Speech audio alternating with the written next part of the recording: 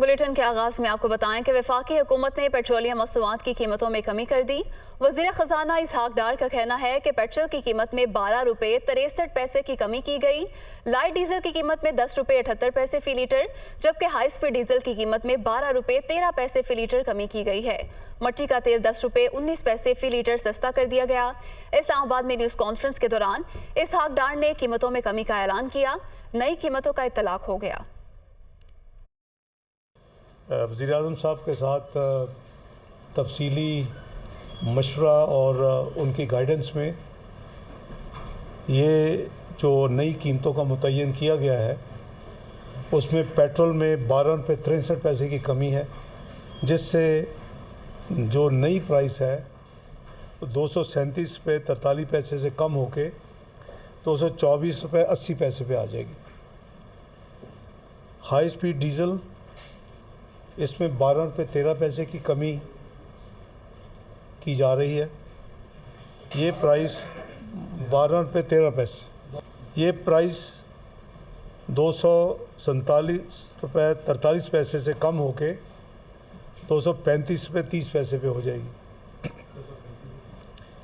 Kerosene oil में 10 रुपये 19 पैसे की कमी की जा रही है। ये प्राइस 202 रुपये 2 पैसे से कम होके 191 रुपये 83 पैसे हो जाएगी।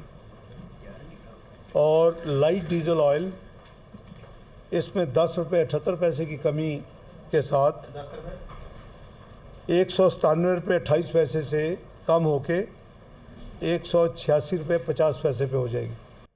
मुस्लिम लीग नून के रहनुमा ख्वाजा आसिफ पर 10 अरब रुपए हर्जाने के केस में चेयरमैन तहरीक इंसाफ इमरान खान को इल्तवा मांगने पर दूसरी बार जुर्माना किया गया है। ख्वाजा आसिफ के खिलाफ 10 अरब रुपए हर्जाने के केस की समाअत एडिशनल सेशन जज इस्लामाबाद अदनान खान की अदालत में हुई। इमरान खान के वकील की जानिब से इल्तवा की दरख्वास्त करते हुए कहा गया कि मरकजी वकील बैरून मुल्क हैं और इमरान खान मीटिंग में शिरकत के बायस पेश नहीं हो सकते। इमरान खान के वकला की समाअत मुलतवी करने की इस्तदा 5,000 रुपये जुर्माने के साथ मंजूर कर ली गई। 10 सितंबर को भी इमरान खान की इल्तवा की दरख्वास्त पर 5,000 रुपये जुर्माना किया गया था। इमरान खान और ख्वाजा आसिफ के वकला की मुशावरत से आइंदा तारीख़ समाअत 22 अक्टूबर मुकर्रर की गई है। इस्तीफों से मुतालिक ऑडियो लीक्स की तहकीकात के लिए जुडिशल कमीशन बनाने की इस्तदा तहरीक इंसाफ ने सुप्रीम कोर्ट में दरख्वास्त दायर कर दी। वज़ीर आज़म और वफाकी वुज़रा की ऑडियो लीक्स का ट्रांसक्रिप्ट भी अदालत में जमा। वज़ीर आज़म और वफाकी वुज़रा ने अपने हलफ की खिलाफ वर्जी की। दरख्वास्त गुजार की जानिब से ये मौक़िफ़ अपनाया गया है। ऑडियो लीक्स की तहकीकात के लिए इंक्वायरी कमीशन तश्कील दिया जाए। दरख्वास्त गुजार की जानिब से ये भी कहा गया तहकीकाती कमीशन वज़ीर आज़म राना सनाउल्लाह, आज़म नज़ीर तारड़, ख्वाजा आसिफ और स्पीकर से तहकीकात करे। इसी पर बात करेंगे नुमाइंदा दुनिया न्यूज़ मोहसिन एजाज हमारे साथ मौजूद हैं। जी मोहसिन, बताइएगा इस दरख्वास्त के हवाले से। देखिए, ऑडियो लीक्स का मामला सुप्रीम कोर्ट ऑफ पाकिस्तान में जा पहुंचा है और पाकिस्तान तहरीक इंसाफ की एक दरख्वास्त सुप्रीम कोर्ट ऑफ पाकिस्तान में इस्तीफ़ों से मुतालिक ज़ेर समाअत है और उसी केस में PTI की जानिब से एक मुतफर्रिक दरख्वास्त दायर की गई है, जिस दरख्वास्त में ये मुतालबा किया गया है कि ऑडियो लीक्स में जो पाकिस्तान तहरीक इंसाफ के अरकान कौमी असम्बली के इस्तीफ़ों से मुतालिक चीज़ें सामने आई हैं उस पर इंक्वायरी कमीशन तश्कील दिया जाए। पाकिस्तान तहरीक इंसाफ ने अपनी दरख्वास्त में ये मौक़िफ़ इख्तियार किया है कि वज़ीर आज़म, वज़ीर दाखिला राना सनाउल्लाह, वज़ीर कानून आज़म नज़ीर तारड़ और ख्वाजा आसिफ समेत दीगर ने पाकिस्तान तहरीक इंसाफ के इस्तीफ़ों के मामले पर फौजदारी साजिश की है और इस साजिश की तहकीकात के लिए इंक्वायरी कमीशन तश्कील दिया जाए। इसके साथ साथ इस दरख्वास्त में ये भी कहा गया है कि इन वफाकी वुज़रा और वज़ीर आज़म ने अपने हल्फ की भी खिलाफ वर्जी की है। ऑडियो लीक्स में बहुत सारी चीज़ें सामने आई हैं, लिहाजा इन तमाम तर चीज़ों की रोशनी में एक मुकम्मल तहकीकात की जाएँ और एक इंक्वायरी कमीशन जो मुकम्मल तौर पर बाइख्तियार हो वो इस मामले की जांच के लिए तश्कील दिया जाए। इस दरख्वास्त में पाकिस्तान तहरीक इंसाफ ने ये मौक़िफ़ भी इख्तियार किया है कि जो पाकिस्तान तहरीक इंसाफ के इस्तीफ़ों का मामला था उसे जानबूझकर जो है वो कंट्रोवर्शियल किया गया और एक मुनज़्ज़म तरीक़ाकार के तहत पाकिस्तान तहरीक इंसाफ के इस्तीफ़ों के मामले पर साजिश हुई है और ये जो ऑडियो लीक्स का जो ट्रांसक्रिप्ट है वो भी इस पटिशन के साथ सुप्रीम कोर्ट ऑफ पाकिस्तान में जमा करवा दिया गया है और ये दरख्वास्त जो है वो पाकिस्तान तहरीक इंसाफ के वकील फैसल फरीद चौधरी ने सुप्रीम कोर्ट ऑफ पाकिस्तान में आज दायर की है। जी, सुप्रीम कोर्ट में दरख्वास्त दायर कर दी गई है। मोहसिन एजाज, बहुत शुक्रिया, आपने तफसीलात से आगाह किया। हुकूमत ने सैलाब मुतासरा इलाकों में बहाली के लिए अक़वाम मुत्तहिदा से $60 करोड़ इमदाद लेने का फैसला किया है। वजारत इक़्तिसादी अमूर अक़वाम मुत्तहिदा से $60 करोड़ इमदाद के लिए दरख्वास्त करेगी। अक़वाम मुत्तहिदा से इंसानी हमदर्दी के तहत इमदाद मांगी जाएगी। इस हवाले से मज़ीद का इन्फॉर्मेशन है, मुदस्सिर अली राना हमारे साथ वो शेयर करेंगे, उनके जाने बढ़ते हैं। मुदस्सिर, आप बताइएगा इस हवाले से मज़ीद क्या मालूमात आप तक पहुँची हैं और क्या तरीक़ाकार होगा, किस तरीके से इमदाद जो है वो वहाँ से अपील की जाएगी उनसे? जी, अक़वाम मुत्तहिदा से $60 करोड़ मज़ीद इमदाद लेने का फ़ैसला किया गया है और वजारत इक़्तिसादी अमूर अक़वाम मुत्तहिदा से बाकायदा तौर पर इंसानी हमदर्दी के लिए ये अपील करेगी कि $60 करोड़ इजाफी रकम फ्राहम की जाए। गो के अक़वाम मुत्तहिदा की जानिब से $16 करोड़ की पहले रकम फ्राहम की जा चुकी है इमदाद के लिए, लेकिन अब ये फ़ैसला किया गया है कि अक़वाम मुत्तहिदा से $60 करोड़ मज़ीद जो है इमदाद के लिए अपील की जाए। जो रकम अक़वाम मुत्तहिदा की जानिब से मिलेगी सैलाब से मुतासरा इलाकों में रिकवरी, बहाली, वहाँ पे जो मुतासरा ख़ानदान हैं उनके खुराक और तिबी सहूलियात की फ्राहमी के लिए इस्तेमाल की जाएगी। ज़राए वजारत इक़्तिसादी अमूर की जानिब से बताया गया है कि 15 अक्टूबर तक ये सैलाब से नुकसानात पर मबनी हतमी रिपोर्ट तैयार कर ली जाएगी और ये रिपोर्ट अक़वाम मुत्तहिदा को अरसाल की जाएगी, जिसमें साथ ही अक़वाम मुत्तहिदा के जो हकाम हैं उनको ब्रीफिंग भी दी जाएगी कि बारिश के सैलाब के बाद जो मुतासरा इलाकों में पानी खड़ा है उस पानी के बाइस मज़ीद क्या बीमारियाँ फैलने का खदशा है। अब जिस तनाजुर में ये फैसला किया गया है कि अक़वाम मुत्तहिदा से $60 करोड़ की मज़ीद जो अपील की जाएगी। अक़वाम मुत्तहिदा इससे कबल $16 करोड़ फ्राहम कर चुका है, तो मज़ीद $60 करोड़ की ये रकम मिलाकर अक़वाम मुत्तहिदा से पाकिस्तान को मजमूई तौर पर $76 करोड़ मिलेंगे। ज़राए वज़ारत ख़ज़ाना की जानिब से जो मजमूई तौर पर तखमीना लगाया गया है कि $5 अरब से ज़ायद जो है वो आलमी मालियाती अदारों से पाकिस्तान को सैलाब से रिकवरी और बहाली के लिए मिलने का इम्कान है, जिसमें $2 अरब जो है वो आलमी बैंक की जानिब से मिलने का इम्कान है। 1.5 $1.5 अरब जो है एशियाई तरक्याती बैंक से मिलेंगे। एशियाई इंफ्रास्ट्रक्चर इन्वेस्टमेंट बैंक से $50 करोड़ की रकम मिलने का अंदिया से $60 करोड़ की जो है वो अपील की जाएगी सैलाब ज़दगान की बहाली के लिए। मुदस्सिर, आपने हमें अपडेट किया, आपका बहुत शुक्रिया। ये भी आपको बताएं कि सैलाब से मुतासरा ट्रैक की बहाली के बाद पाकिस्तान रेलवे ने कल से मरहलावार कराची तक मुसाफिर ट्रेनें बहाल करने का फैसला किया है। मुसाफिर ट्रेनें बहाल करने का फैसला वज़ीर रेलवे ख्वाजा साद रफ़ी के ज़ेरे सदारत होने वाले इजलास में किया गया। पहले से रोहड़ी तक बहाल की गई खैबर मेल एक्सप्रेस और रहमान बाबा एक्सप्रेस को कल से रोहड़ी के बजाय कराची तक चलाने का फैसला किया गया है। 5 अक्टूबर को लाहौर और कराची के दरमियान चलने वाली कराक्रम एक्सप्रेस, कराची एक्सप्रेस और पाक बिजनेस एक्सप्रेस भी बहाल हो जाएगी। लाहौर और कराची के दरमियान चलने वाली ट्रेनों का औसत दौरानिया तकरीबन 22 घंटे रखा गया है। Welcome back. इस्लामाबाद में मुतालबात की मंजूरी के लिए किसान इत्तेहाद का धरना। किसान इत्तेहाद के रहनुमाओं और वफाकी वज़रा में मुज़ाकरात कुछ देर बाद होंगे। किसान इत्तेहाद का वफ़द वफाकी वज़ीर दाखिला राना सनाउल्लाह से मुलाकात करेगा। मुज़ाकराती दौर में किसानों के मुतालबात की मंजूरी पर बातचीत की जाएगी। इसी पर बात करेंगे नुमाइंदा दुनिया न्यूज़ वकार सैयद हमारे साथ मौजूद हैं। वकार, बताइएगा कब शुरू होंगे मुज़ाकरात?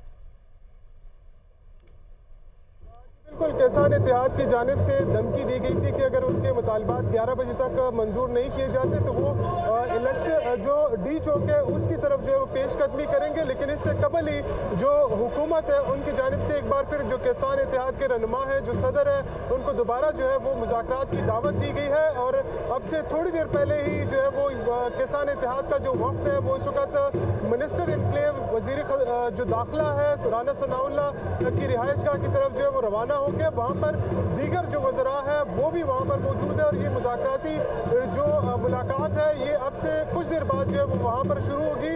जबकि जो किसान इत्तेहाद के सीनियर रहनुमा है उनसे जब हमारी बात हुई तो उनकी जानिब से कहा गया कि इस मुलाकात के बाद हम फैसला करेंगे कि आया हमने ये धरना ख़त्म करना है या अपने मुतालबात की मंजूरी के लिए डी चौक की तरफ जो है वो जाना है। इस वक्त बड़ी तादाद में जो किसान इत्तेहाद के जो मुज़ाहिरीन हैं वो इस वक्त जिना एवेन्यू पर जो है वो मौजूद है और वो मुख्तलिफ तरीक़ों से जब हुकूमत के खिलाफ नारेबाजी भी कर रहे हैं, लेकिन जो मुज़ाकराती दौर जो अभी शुरू होने वाले हैं, कुछ देर में ये मुलाकात होगी, उसके बाद पता चलेगा कि आया इनके जो मुतालबात हैं वो तस्लीम किए जाते हैं या नहीं किए जाते हैं। इससे कबल मुख्तलिफ अदवार में जो वो वफाकी वज़ीर दाखिला और इसके अलावा जो फूड एंड सिक्योरिटी के वज़ीर है जो बशीर है, उनके साथ जो है वो मुख्तलिफ दौर में मुज़ाकरात हुए, लेकिन वो तमाम मुज़ाकराती अमल जो कुछ देर में मुज़ाकरात होंगे। बहुत शुक्रिया वकालत से आगाह किया। अभी आपको बराह रास्त ये चलेंगे मुल्तान, जहां पर साबिक वज़ीर आज़म यूसुफ रज़ा गिलानी न्यूज़ कॉन्फ्रेंस कर रहे हैं। और सेकेंडर भी नहीं मिलेंगे सही है कि जो प्रपोज कर सके और सेकंड कर सके। इतनी तादाद में लोग नहीं हैं, तो बाकी फिर मसला शुरू हो गया कि दारुल खिलाफा कहाँ होना चाहिए। ये मुझे बताएं, कायदे आज़म मोहम्मद अली जिन्ना साहब ने, फाउंडर ऑफ पाकिस्तान ने, जब पाकिस्तान बनाया, पाकिस्तान बनने के बाद दारुल खिलाफा कराची बना। पहले बनता है सूबा, फिर बनता है सेक्रेटेरिएट, अंग्रेज़ी में कहते हैं कार्ट बिफोर द हॉर्स। अब इन्होंने शोर कर दिया, देखें यूसुफ रज़ा गिलानी ने गलत बयानी की, उन्होंने तो सेक्रेटेरिएट भी नहीं बनाया।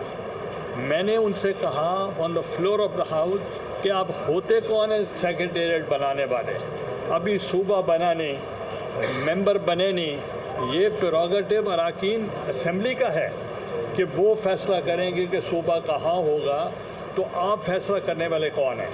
तो इसलिए उन्होंने लोगों को कंफ्यूज करने के लिए जब बहावलपुर जाते थे कहते थे सूबा यहाँ बनेगा कैपिटल, जब यहाँ आते थे कहते मुल्तान में बनेगा, और जब डीजी खान जाते थे तो वहाँ भी एक किराए का एक दुकान ले ली, कहा कि यहाँ भी एक दफ्तर होगा और ये सेक्रेटरीज तीनों जगहों पे बैठा करेंगे। अब मुझे ये बताएं, ये डुएबल था?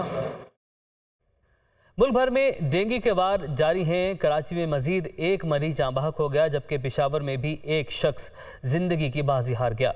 महकमा सेहत पंजाब के मुताबिक सूबे में 389 नए मरीज रिपोर्ट हुए, जबकि सिंध में मजीद 330 केसेस सामने आने के बाद सिंध में अब तक रिपोर्ट होने वाले मरीजों की तादाद 9,826 हो गई है।